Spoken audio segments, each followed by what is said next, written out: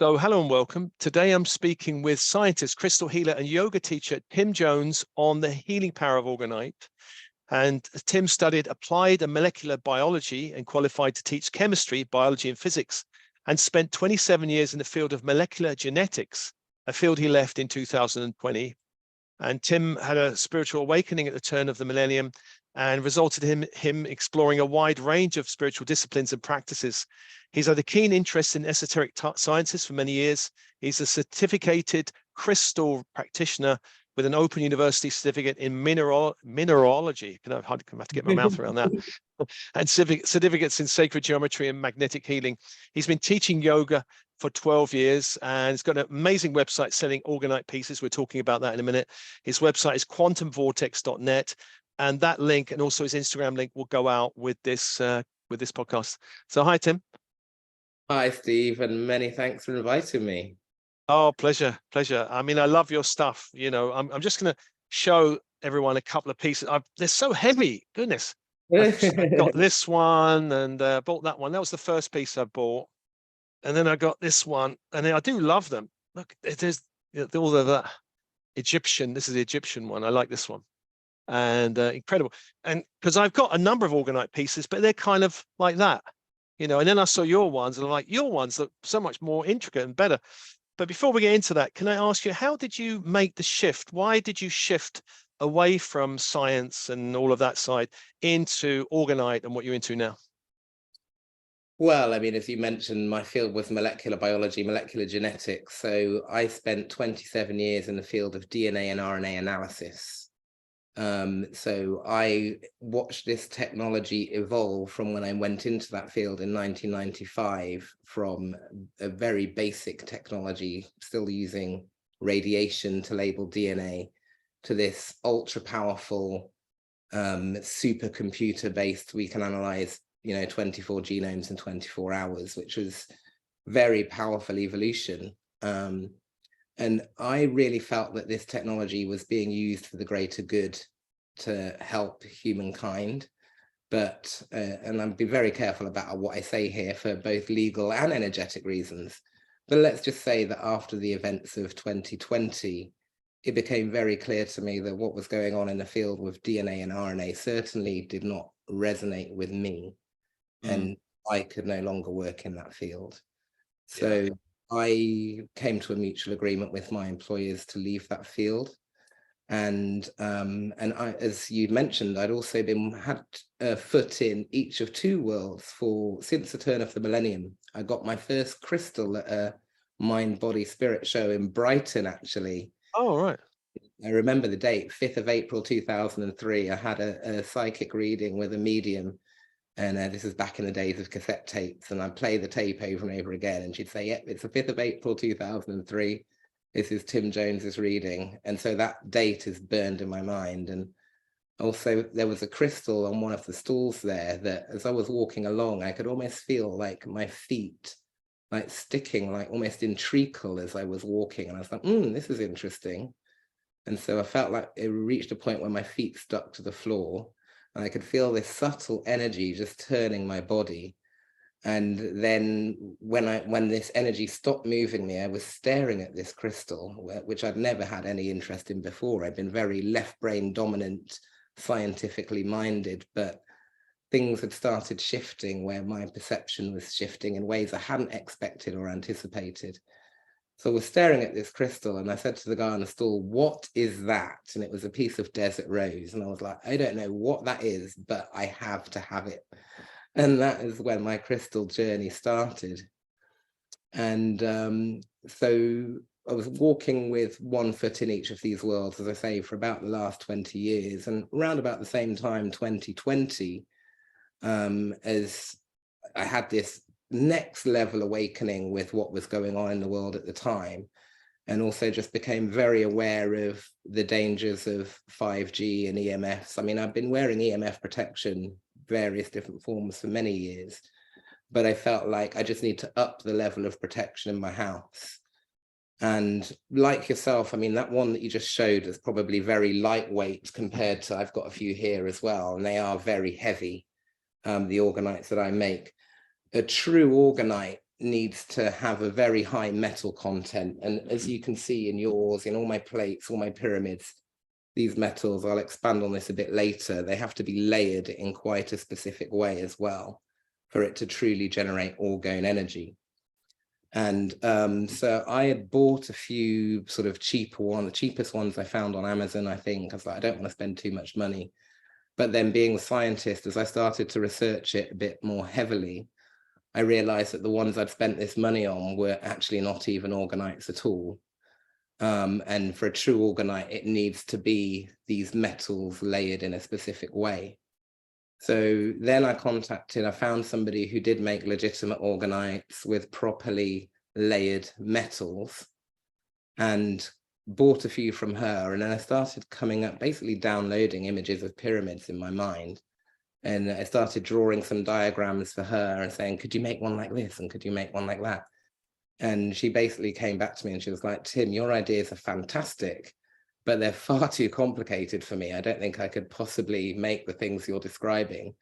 But she fully encouraged me to start making them myself. And she told me where she imports this high quality resin from Germany. So she put me onto her resin supplier so I could get started with that. And that's really how I started making them. And continually researching, it's a never-ending journey of learning and expanding my knowledge to continue to improve them. What are the uses of orgonite? I mean, how do you use them? If you're going to protect yourself from EMF or good night's sleep, or maybe uplift your food, what are the various ways you use it or can be used? So, well, it's probably worth going back a step to explaining what orgone energy actually is in order to fully answer that question. And so this what's termed orgone energy, which is what's generated by orgonites, this was actually rediscovered by a scientist called Wilhelm Reich back in the 1930s. So he was actually a student of Sigmund Freud, funnily enough. And so following on from a lot of Freud's work, but he was also doing research into life force energy. And he was wanting to actually measure the life force energy of microorganisms. And so what was happening there is he was trying to find a way to accurately measure the life force energy of these microorganisms. He was finding that he was getting a lot of interference from background radiation. Of course, back in the 1930s, they didn't have the same kind of technologies that we have these days. So he started experimenting with building a box that would basically shield these organisms from the background radiation so that he could measure the life force energy more accurately. And after various experiments with different types of boxes, he eventually came up with this box that was alternating layers of very specifically a ferromagnetic metal. So we're talking magnetic steel, and then wool, which is an organic material. And when he layered multiple layers of this steel, wool, steel, wool, steel, wool, all in a big box, he found that it was shielding the background radiation. But then as a completely accidental scientific discovery, he found that this life force energy was actually accumulating to a very high degree within the box. And so this then became his invention, the orgone accumulator, which was a big box made in this very specific way that would accumulate this orgone energy. And so orgone energy was a term that he came up with. But we recognize this, we know this is a life force energy that the ancients knew about millennia ago. So the ancient Chinese referred to it as qi, the ancient Indians referred to it as prana. So in all of these kind of Eastern philosophies where they talk about life force energy, qi, prana, ki, referred to with many other terms in many other cultures, this is essentially the same energy as orgone energy. So it occurs naturally in the quantum field as background energy. And this is the energy that infuses our bodies with life. So we're breathing in prana or chi or orgone every time we breathe. But certain environments will be much higher in that life force energy than others. So if you're out by, say, a waterfall or by the beach, or in a forest or on a mountain, you're going to get much higher levels of this chi or prana or orgone than you will do if you're, say, in the center of London or New York, where there's going to be a lot of pollution, there's going to be a lot of electromagnetic radiation, and essentially a lot of chaos. So what he found with how the orgone energy is being accumulated is, so if we're going back to scientific principles, we've got Newton's first law of thermodynamics, which says energy cannot be created or destroyed. It's just transformed from one form of energy to another. So what orgonite does, and what I should say with Wilhelm Reich, he generated this orgone accumulator. He actually had extremely good results with this box that he called the orgone accumulator. It's like maybe the size of a telephone box. Patients could come and sit in it and just sit for a few hours and basically meditate and just be healed by being within this healing orgone field. Had extremely good success with chronic illnesses such as cancer, diabetes, various different infectious diseases, and various other chronic health conditions. And of course, the medical industrial complex did not like the fact that there was this amazing scientist who was healing people for free, just getting them to sit in a box. So he was actually thrown in jail. All his research was burned and dismissed as pseudoscience. I do believe, don't quote me on this, but I do believe the burning of his research was considered the last official book burning in recorded history. But then so this is all back in the 1930s, 40s. Back in the early noughties now, there was another scientist called Carl Wells, a German scientist, who was able to access some of the last remaining research of Wilhelm Reich on the orgone accumulator. And he was the one who coined the term orgonite. And so what he did is he then miniaturized, rather than having this big box, he miniaturized them into these smaller devices like this, where you're still having the alternating layers of ferromagnetic metals. You can layer them with non-magnetic metals as well.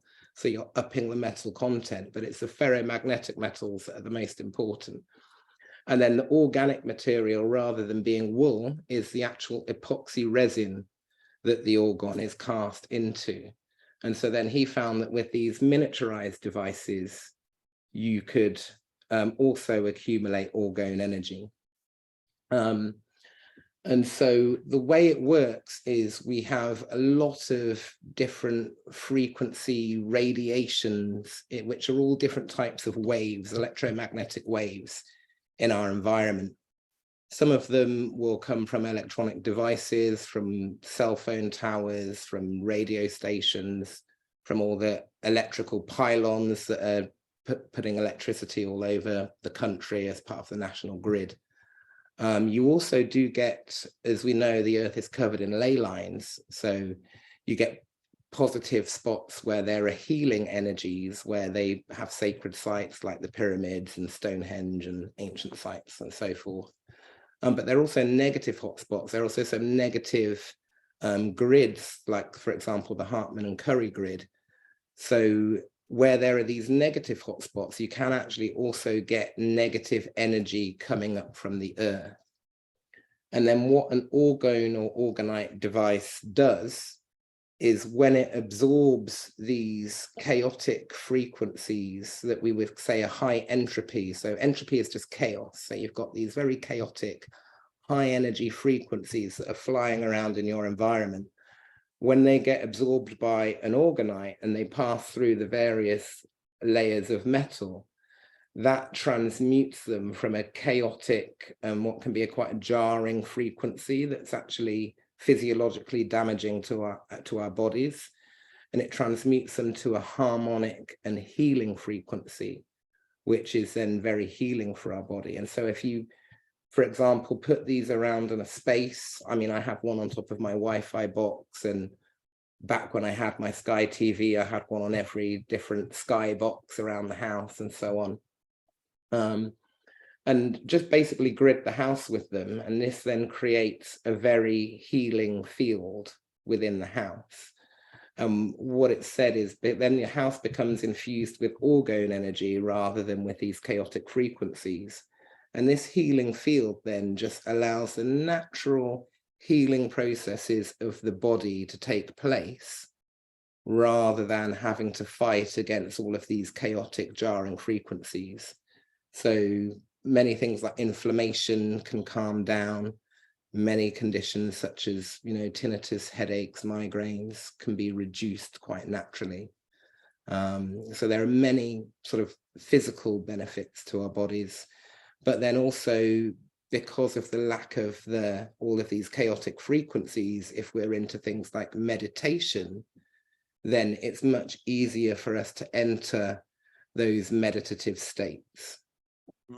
Wonderful. Now, it looks like there's all these different, in this one, it's probably easy to see, there's all these different shapes, isn't there? There's these different shapes, metallic shapes. I think you call it a triskelion, an SBB coil, and tensor rings. There's also crystals in there in various grids, it looks like, in that one. So can you say about all the makeup of all these kind of shapes and grids you've put in there?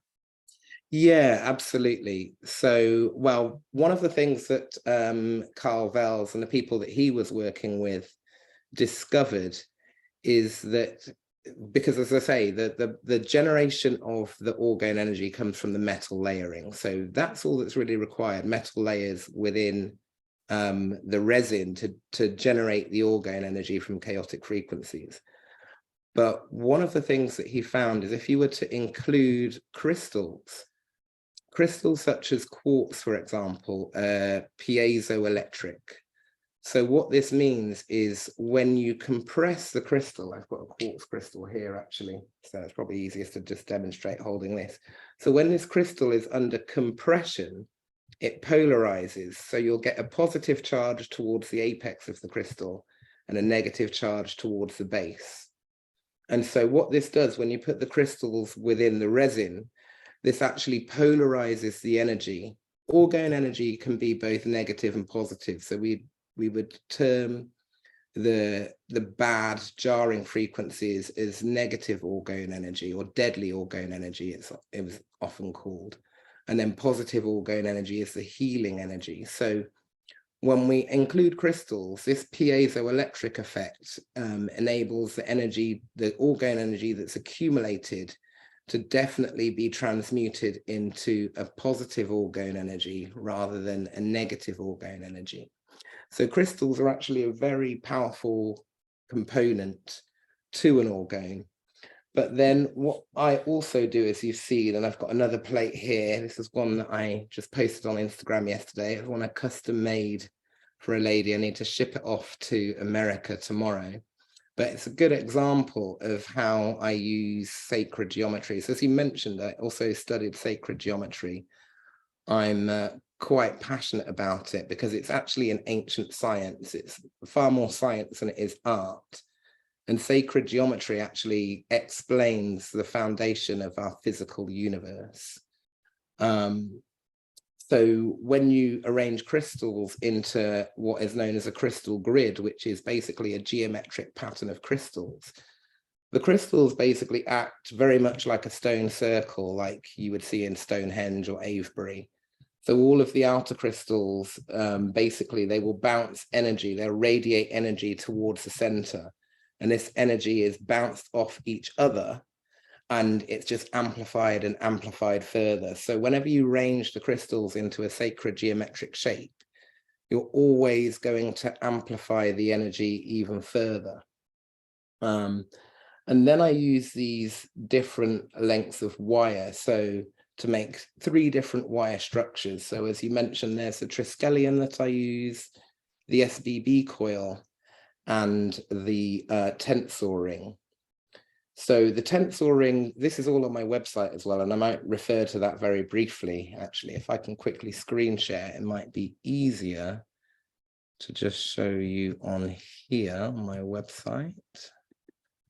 Let me know if it's coming up okay, because I'm don't do this very often. So yeah, there it is. Yeah, Yeah, okay. So this page shows you the various components, just so you can see more easily. So the Triskelion is composed of 3 different coils, of one piece of wire, but coiled into 3 different coils. So this generates 3 vortices of energy. It is directional, so you can see here the way this is actually easier to see on the SBB coil, actually. The way this wire is orientated is so that the 2 wires are both facing clockwise as they coil round. They're both going around here and here in a clockwise direction. So what an SBB coil will do is it will draw energy in through the anti-clockwise face. So that's the face that's facing away from us in this picture, and then project it out of the clockwise face. So when I put these in an orgonite, I can use them very specifically to direct energy. So the SBB coil is like a single coil for this directional projection of energy. The Triskelion is a triple coil, so this will generate 3 vortices. So here is double coiled in the center, so you can see here both wires of the double coil are still facing clockwise, and then when they curl around in the opposite direction, they become anti-clockwise. But it's the double coiled section that's the important one here for the orientation of the Triskelion. So I will always, when I put these into my devices, I'm always orienting them in the direction I want energy to flow. And then lastly, the other structure that I often use is the tensor ring. So this is 2 wires that are coiled together and then joined together in the center to create a ring. And this generates what's called a tensor field. This was, as you can see up here, it was an invention of Slim Sperling. This is all on my website, so anyone can refer to this and read through it in more detail. But this generates an energetic field that is neither magnetic or electric, but it's like drawing on quantum energy, and again is very healing. And so what I will do is I will work with these 3 structures, but I'm also using very specific lengths of wire in order to use them. So I use 3 specific lengths. These are known as the sacred cubit. So they all have very specific lengths of wires, and they all have a specific frequency. So the sacred cubit is, that should say 144 megahertz. There's a typo there. This works basically mostly on the physical level. You've got the lost qubit, which is another length, 177 megahertz. This essentially works on the energetic level. Anyone can come back to this and read through it in more detail. And then you've got the empowerment qubit, a different length again. This works on mostly the energetic level. Oh, sorry, this works mostly on the spiritual level. So you've got the sacred is physical, lost qubit essentially energetic, empowerment qubit essentially spiritual level. And they each become more and more powerful as you increase in the length of the wire. And then what I do, if I just come back onto the screen, so I will then combine them in very specific ways. I don't actually have a good example to show you right now of one with a Triskelion on the face. But one thing I didn't mention, so the sacred qubit has a horizontal energy field. Sorry, the sacred qubit has a vertical energy field, so up and down. The lost qubit has a horizontal energy field, so it goes out side to side. And then the empowerment qubit has an energetic field that moves in all directions. So I will combine these very intelligently so that, for example, on the bottom of this pyramid, I've used a lost qubit for the tensor ring. So this is not only generating a tensor field, but because it has a horizontal energetic field, when this is obviously placed the right way up, it's directing energy inwards towards the center. Then I've used specifically a sacred qubit for the Triskelion, which has a vertical energy field. So all that energy is projected inwards towards the Triskelion and then projected upwards through the pyramid. And then on certain pyramids, then you may see if ever there's like a Triskelion or an SBB coil, I think on the 8-sided one that you've got an SBB coil on each side. So, which is have you got the other one, the other pyramid you bought? Okay. That one's upstairs with my partner. She's commandeered it. So. Okay. Well, I've got another one upstairs as well, but I won't run off and get it now. But often you'll see I will also put a Triskelion or an SBB coil on the face of a pyramid. So again, that has the horizontal energetic field, works mostly on an energetic level, and that will then be projecting energy out of each face of the pyramid. So whilst each of these things, I try and make them so that they look aesthetically beautiful, they each are there for a very energetic purpose, and they're each placed in an intelligent way to absolutely maximize the flow of energy through the pyramid or the plate. So again, if we go back to this plate, I've used a lost qubit tensor ring, which has a horizontal energy field to project energy into the center. You can't see it here really on the video, but underneath this blue agate slice, there is a sacred qubit SBB coil oriented to project energy up through the device. And then we've got empowerment qubit Triskelions around the edge. So I'm using all 3 qubit lengths to get all 3 healing frequencies, and then arranging them in these geometric patterns so that they're then interacting and amplifying the energy of each other in the device. So it's always function over beauty, always looking to maximize the energetic output of every device with how I arrange the Triskelions, SBB coils and tensor rings. But then I'm also, secondary to that, trying to make it look as beautiful as possible. The other thing, in addition to the wires, is I sometimes use, I don't know if we can see, if I get it close to the camera, you might see on here, there's what's called a radionics disc inside of here. This one's actually a tesseract. It's 24 karat gold plated, and it's 12-pointed geometric symbol. It acts again very much like a stone circle, so that each, you can see then there's also on this particular pyramid, there are 12 pieces of Preseli bluestone, which is the stone of the inner bluestone circle of Stonehenge. So I've basically, in this particular pyramid, I've got like a miniature Stonehenge underneath a pyrite pyramid. So we're combining the power of Stonehenge with the power of Egypt within a device. And so I use various radionics discs. If I just quickly go back to the screen share again. Let's share this. So that's on the next page. I do need to edit my website to make this a little bit easier to navigate from the internal links.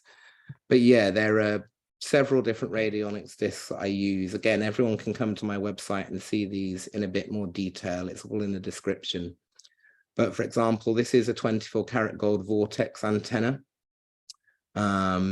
So that will generate a vortex field. We've also got a torus field antenna. So 2 different types of torus field antenna, both 24 karat gold plated. So a vortex field is a much tighter energetic field. A torus field is more like a donut shape, slightly softer energy cast over a broader area. All 3 of those, the 2 different torus antennae and the vortex antennae, these generate scalar waves. So these are waves that can travel faster than light, and they're very, very powerful for neutralizing EMFs. These will also send these waves out into the universe, as I say, greater than light speed. So particularly the vortex antennae is very good for manifestation work. If you want to send intentions out to the universe, then buying something with a vortex antennae is a good way to do that. And then the other 2 radionics discs I use, we've got the 24 karat gold tesseract energy pump, which is the one in that pyramid I just showed you. So when we arrange stones on each of these points, again, they each will amplify each other. The gold actually enhances the energetic flow between each of the points. So each point is connected to each other point, and they're all constantly radiating their energy towards each other and amplifying their energy. This, rather than dynamic vortex of energy creates a static energy field, which is incredibly powerful for manifestation. So I do have some customers that when they come to me saying, I want something for manifestation, I will suggest using the 24 karat gold Tesseract pump. And then lastly, we've got the Lachowski MWO, stands for multi-wave oscillator. So this is a disc made with 24 karat gold again. And we've got these concentric circles which have an opening at either end, and it alternates whether the opening is top or bottom. And these again will accumulate and harmonize a range of different frequencies. So you've got broad spectrum frequency healing that can occur for the body. And again, there are various different sizes of these that I use in different devices. So once you've chosen which orgonite is most appropriate for you, and I can always consult with people to help them gather the information they need to get the right orgonite for them, or to even custom build the right orgonite for them. Then the question is, how do you use it? And you can very simply grid your home. A pyramid just needs to sit there and it will be constantly doing its thing. If you sit and meditate with it and charge it with your intention, the same way you could charge crystals, then it can have a very specific intentional purpose that you program it with. Charging plates like this one are ideal for charging food and water. As we know, we're more than 80% water, and the food and water that we consume is also water, drinks that we consume. Much of the water, especially going through our water cycle, is what we would term as yang water. So this again is water that has lost its harmonic frequency, full of all sorts of pollution, chemicals. So I do recommend either filtering or distilling water, which I guess a lot of your followers will be aware of and do anyway. But what an orgone plate will do is this will actually restructure the water, bring it back to its harmonic frequency. So water, when it crystallizes, when it's frozen, is actually a hexagonal crystal. So there are lots of different crystalline structures. As we know, when we see snowflakes, they're always this hexagonal pattern. So this is also another reason why I will always use the hexagonal pattern when I'm making an orgone plate, because I know that this hexagonal geometry is the best geometry to use for restructuring water. And I always use neodymium magnets as well. And what I will do, I always put it in my description, I create what we call a Star of David pattern. So if I show the bottom of the plate as well, we've got SBB coils, sacred qubit at the bottom. So this is vertical energy field to project energy up. Then we've got empowerment qubit Triskelion on top. We've got a lapis lazuli piece in there, and then underneath that, there's a neodymium magnet. And then there's also another neodymium magnet nearer the surface beneath this top coil. So we've got two magnets in here, in between the two coils. So we're getting a magnetic field being amplified in there as well. And so when I refer to the Star of David, you've got this six-pointed star that is essentially made up of two intersecting equilateral triangles. You've got a downward pointing triangle and an upward pointing triangle. So the downward pointing triangle represents the feminine, the upward pointing triangle represents the masculine, and then when they intersect and form the six-pointed star, this is the divine union of masculine and feminine that leads to creation. So the feminine is yin, the masculine is yang. And so you would consider the 3 points of each triangle to be either masculine or feminine. Also, as we know with magnets, you have a north pole and a south pole. So if you try and put the magnets together, either south to south or north to north, they repel. But if you put north to south, they attract. So when I say a Star of David, and the north pole of a magnet is considered the yin pole, the feminine pole, and the south pole of a magnet is considered the yang pole, the masculine pole. So what I will do is I will alternate the magnets. So when they're put in these 6 positions in this hexagonal layout, 3 here will be south pole up. The other 3 here will be north pole up. So you've got your yin triangle and you've got your yang triangle. You've then got a south pole up magnet, sorry, a north pole up magnet in the middle that's drawing the energy from all and creating this powerful magnetic vortex field that's then adding to the energy of everything else within that geometric grid. So do believe I'm probably the only orgone maker in the world doing that. I mean, there are some other good orgone makers that I respect. Haven't heard of anybody doing that yet. We'll see if people start doing it now that this video goes out. But I do feel that's one of the things that makes my orgons unique compared to others that are available. And you've certainly got that layout in your plate that you've got there, Steve. Yeah, they are unique, totally unique. I recommend them. I've had them for a few weeks now, and we really love them. My partner's commandeered one. I've got 2 here. But we got a few more minutes, Tim, just to say, what else are you up? What events are you doing? I know you're selling crystals as well. Can you just let people know about that?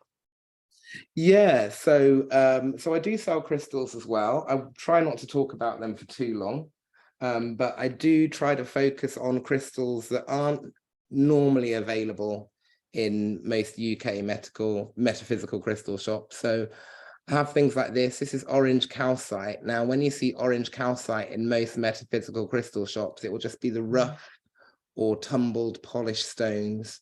But calcite is actually an incredible crystal that can form a whole range of geometric patterns. So this is one where it's forming triangular geometry, again, going back to sacred geometry. These geometric formations are incredibly powerful. We've also got other forms of calcite that can form. This is a red calcite, and hopefully you can see here it's forming almost perfect dodecahedrons. So this all goes back to the Platonic solids, which are the fundamental building blocks of the universe. They each relate to a different element. So air, water, fire, earth, and ether. And when you can buy a crystal that actually has these kinds of geometric patterns, here we've got some cubic pyrite, for example.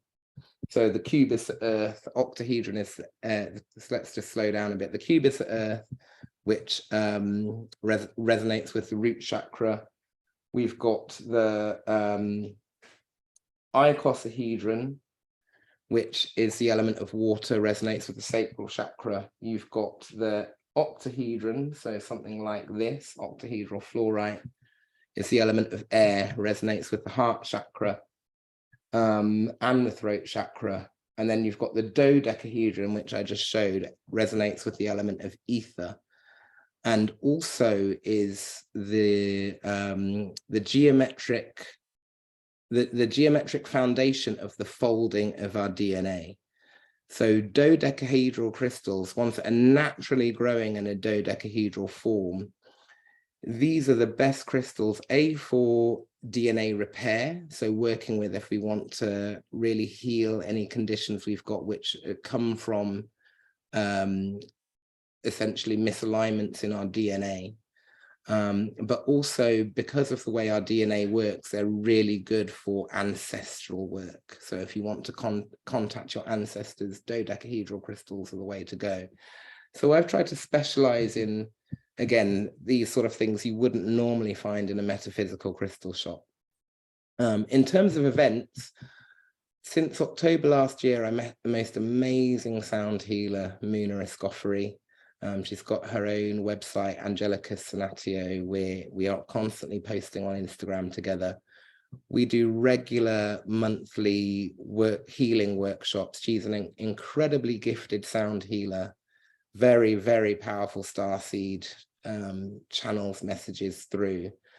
And we intuitively connected. She instantly recognized, you know, the power of what I do. I feel like I need to humble myself a bit there, and immediately started suggesting that we work together. And we've started gridding the space within which she does her sound healing with a range of orgon devices and a range of crystals in a very specific geometric grid. And the feedback so far from the regular people that have been going to her workshops is that it's amplified the power immensely.